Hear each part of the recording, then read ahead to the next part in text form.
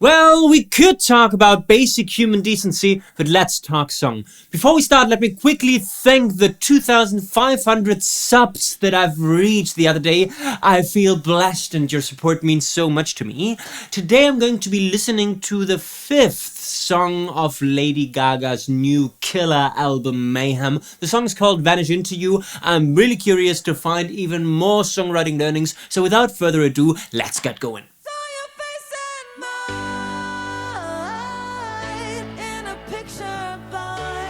So we have got no intro at all, and as always the first step is finding the key. I have already got a hunch as to what chord progression we are dealing with, which is why I can't stop smiling because it's one of my favorite. Let's find the key.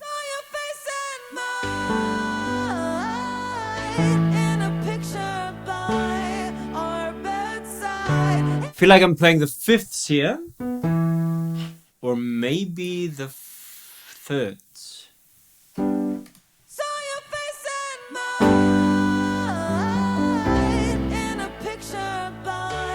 I'm a little bit confused.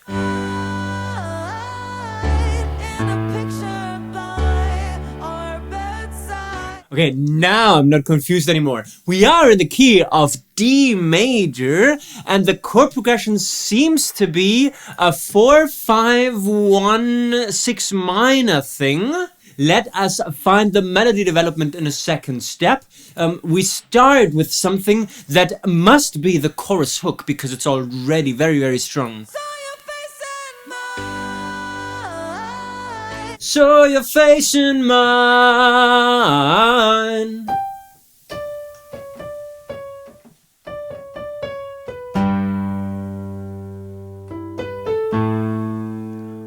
I think it's a melody that's going to develop down a lot.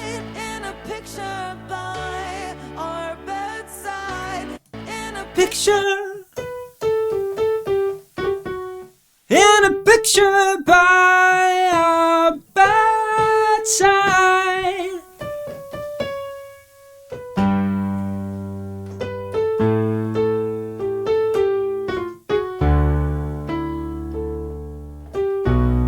What we clearly see here is that the melody has got chord notes, at least when we talk about the rock solid notes, the ones that get the downbeat attentions, talking about thirds, fifths, and also root notes of the chords.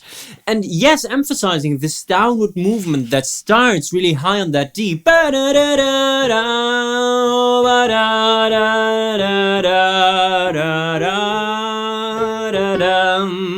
So basically we have got from B to A to F sharp, talking about the rock solid notes. Saw your face in mine in a picture by our bedside.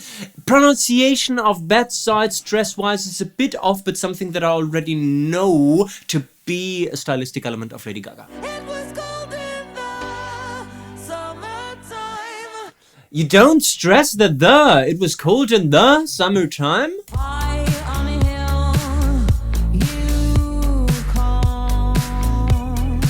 As I expected, this was something like, I'd say, the foreshadowing of the chorus hook that is definitely going to come back later. And now we go into the verse that completely changes chord progression, feel, and melody.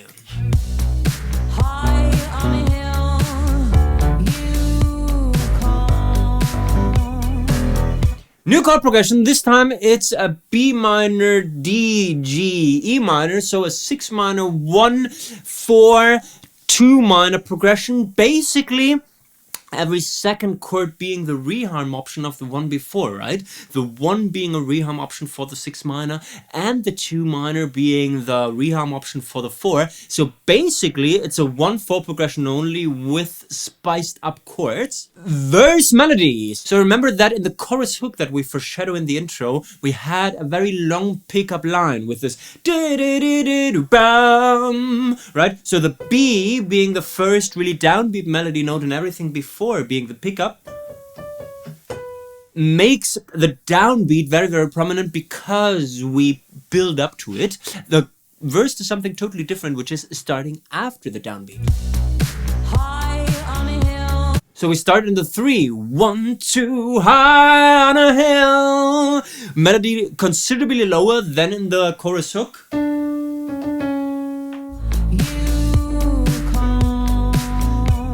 And also reducing complexity, reducing the range. Suddenly we only go from D to B, making this a range of only a minor third.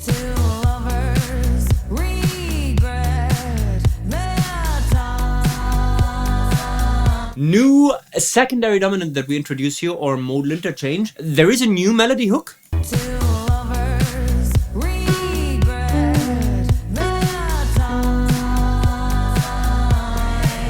With a very, very strong 5th melody movement. Two lovers regret their time. And then those harmony vocals making everything beautiful. The chord that plays in the background is interesting.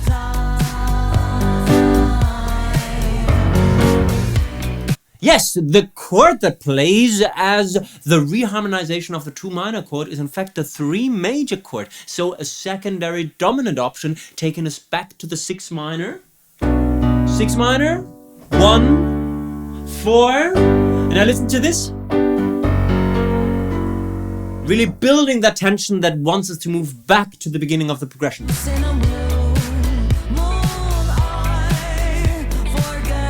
A lot of variations in the melody, right?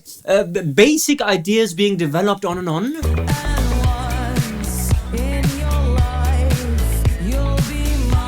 Really, really interesting. We have to look at the details here. So we've got 4 very distinct melodic phrases in the verse. Phrase number 1 was this. High on a hill, you call. Ba-da-da-dum, ba-dum. Then we had the 5th thing. Regret their time. All the melody lines starting after the downbeat, so having this in common, but really creating variation and contrast a lot.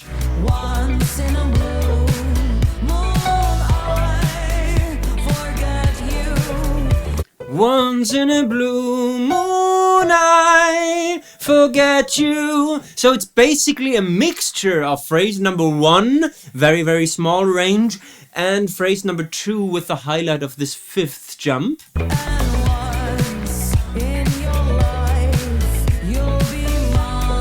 And now we go back to the simplicity from phrase number 1. Once in your life, you'll be mine. Let's see what this takes us.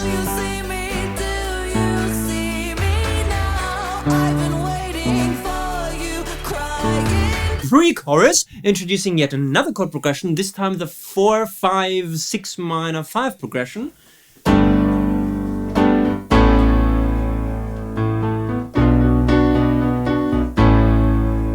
Right, really building that forward momentum that we want in a pre-chorus.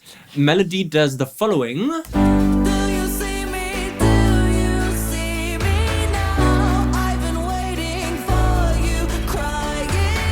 Also, another interesting observation talking about harmonic rhythm before we move to the melody is that anticipation of every second chord, right? So, do you see me? Do you see me now? Melody does it the same thing. Do you see me? Do you see me now? Really wanting us to move forward, and we can't really wait to play the second chord, which is why we anticipate it every time. Melody movement does this here.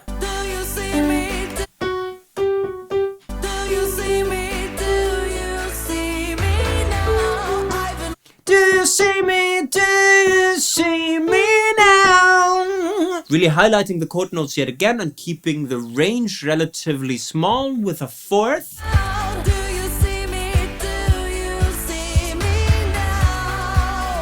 Another brilliant thing that they do here by the book is introduce a 3-line pre-chorus. 3 lines, an unbalanced number, creating that feeling of unease that really wants us to go to the next section. So it's, do you see me? Do you see me now? I've been waiting for you, crying out. Do you see me? Do you see me now? And nothing rhymes there, and nothing gets resolved up until this pickup thing that we already know from the intro.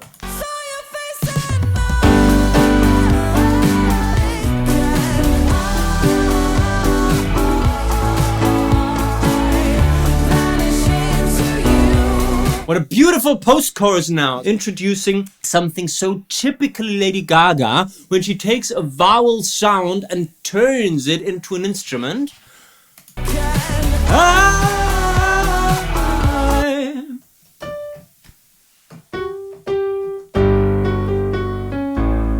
Really nice interval there from this F sharp to the C sharp.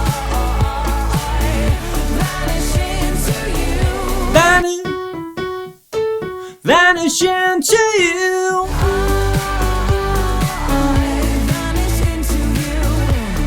Also really cool resolved ending when we have got this vanish into you as a question first and then almost affirming, right? Uncertainty, vanish into you.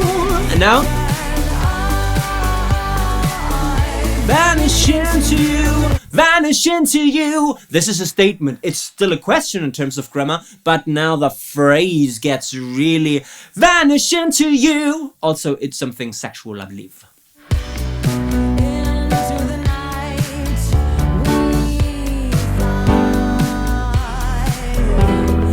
Now, a shortened version of verse number 2, really increasing the urgency even more, because a shorter verse really makes us get to the juicy bits sooner. Do you see me? Do you see me now? I've been waiting for you, crying. Really interesting development of that melodic phrase, right? It's basically the same idea. Do you see me? Do you see me now? Do you see me? Do you see me now? And the variation is I've been waiting for you, crying now. Really following the chord movement. I've been waiting for you, crying out. We can really hear the chords without them playing. You see me now. Question mark?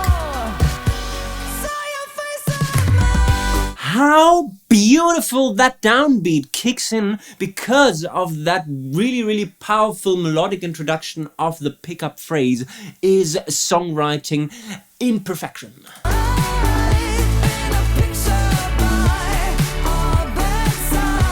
This In a Picture by Our Bad Side, It Was Cold in the Summertime is so off in terms of stress that it becomes a hook in its own right.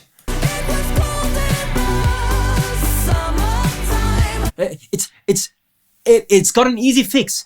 It was cold in summertime is already the pronunciation, right? It was cold in summertime. But no, she deliberately chooses to include that cringy the, and I understand that it has got artistic value. I believe they use a new chord in that post-chorus. I believe they do E minor instead of G.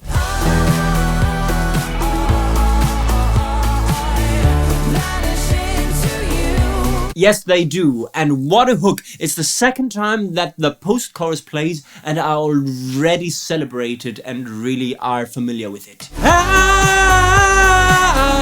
vanish into you. What is that? Is that the verse chords?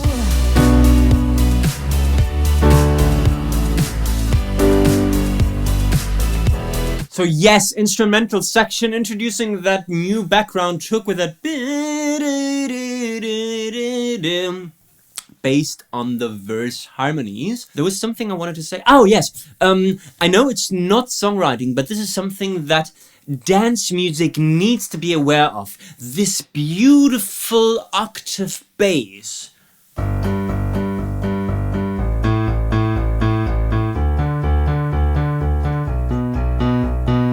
Something we know since the 70s with, I don't know, dance and funk music, with ABBA, with you name it, all of them, disco in general, they have this very traditional octave bass that is so powerful. Saw your face and in a picture by my bedside. That's beautiful, because now we have got a broken down chorus, but with ad-libby melodies considerably lower. Saw your face and So really 1 octave down. summertime, we were happy just to be alive. And she really wants to sound broken. Again, another thing that's more performance than song, but it makes sense for the songwriting. This "we were happy just to be alive," this desperate shout with a broken voice. Can I vanish into And she keeps doing ad-lib stuff over the familiar things. I vanish into you. vanish into you? Interesting that they leave the question open for the repetition instead of answering it by doing everything before. Vanish into you. And this is then the affirmation. When I die, can I vanish into you? And what a beautiful and simple 2 minor 5/1 jazz cadence at the end, dramatized and traumatized with that new pickup that says, "When I die, can I vanish into you," making this really, really emotional and impactful. When I die, When I die, can I vanish into you?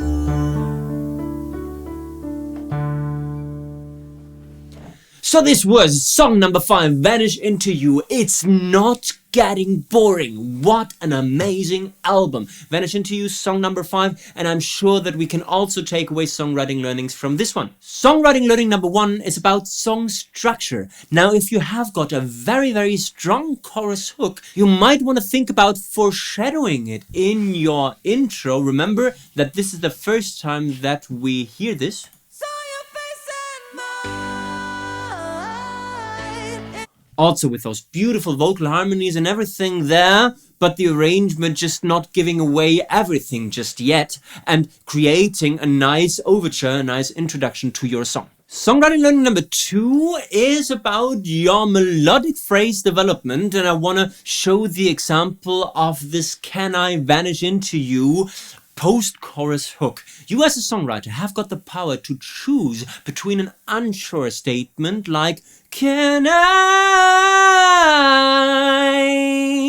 vanish into..." I forgot the line.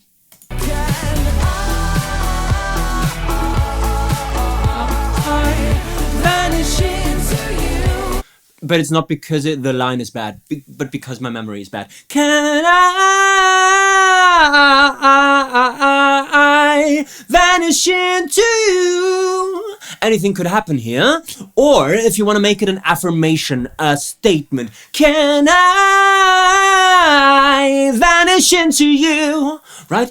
And you have got the power just with metric rhythm, with melodic rhythm, to change the meaning of that grammatically otherwise equal phrase.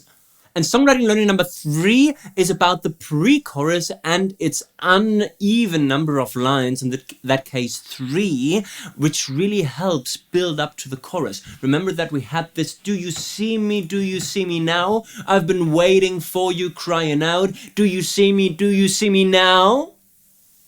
And it's really unanswered up until the point that we hear "Saw your face and mine," and this is where we actually kick in with the chorus. This is songwriting in perfection. Now, this was my reaction video and on-the-fly analysis of Lady Gaga's Vanish Into You. If you liked the video, please make sure to give me the thumbs up. Please also subscribe to the Let's Talk Song channel. Thank you for 2,500 subs. Let's see if we can make it to 3,000 by the end of June and to 4,000 by the end of the year. Please also leave friendly comments, spreading the love, something that we desperately need in those times of trouble. Please also take a look at the almost but not quite complete guide to songwriting, available at spectreacademy.net if you want to take your songwriting to the next level. I guess we've talked song. You can talk about basic human decency now. Bye bye.